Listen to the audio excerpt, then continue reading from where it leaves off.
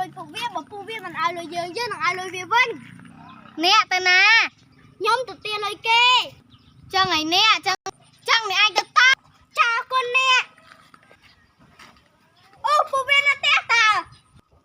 ម្ចាស់បំណុល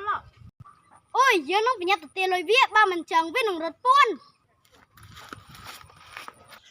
ម្ចាស់បំណុលឡើងមកហើយធ្វើមកយើង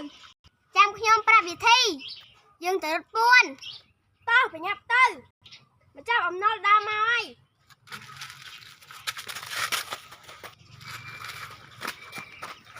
ពួកវាបាត់ទៅណាយមិនឃើញនៅនឹងមិនសោះប្រញាប់លោតទៅតាមសិន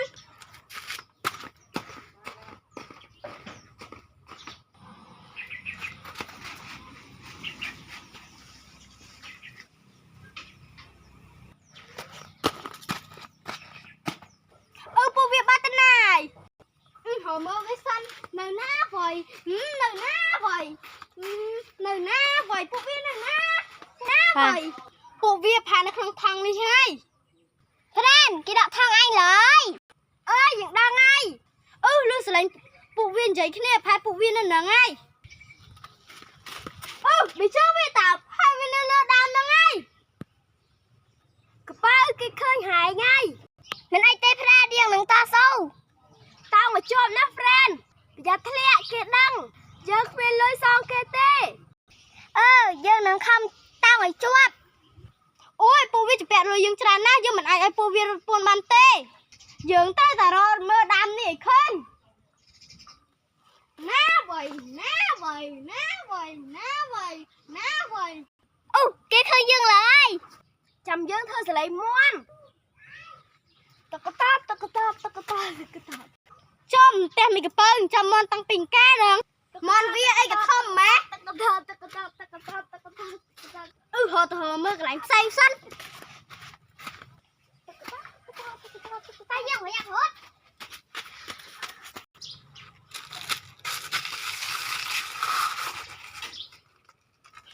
អូយឆ្កែតែអ្នកពើអីក៏ធំម៉ែ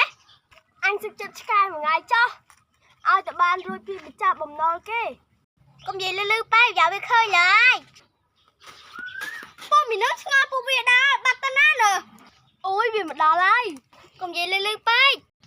អញហៅទៅកន្លែងផ្សេងសិន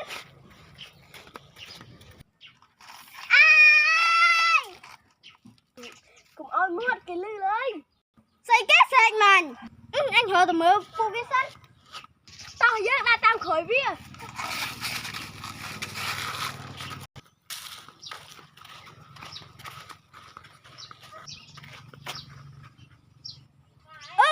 មានអ្នកដើរតាមក្រោយយើងនឹងងាកមើលតាណា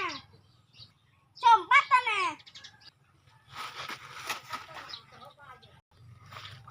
យើងឃើញពួកអាយុហើយ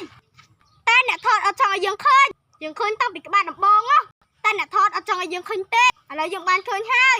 ចាប់បណ្ដោយឆាប់សងលុយយើងមកចាំស្អែកចាំខ្ញុំសងចុះ$100ក្នុងកប៉ាល់នឹងអីគេខ្ញុំធ្វើលេងណាចង់មករួចគ្នាបន្តិចថាបានរួចខ្លួនហើយឥឡូវលុយអស់បាត់តោះយើងទៅផ្ទះអរគុណបងប្អូនរឿងនេះល្អមើលបាទល្អមើលជួយឲ្យមេដាយខ្ញុំផងហើយនឹងជាវសូមអរគុណបាយបាយ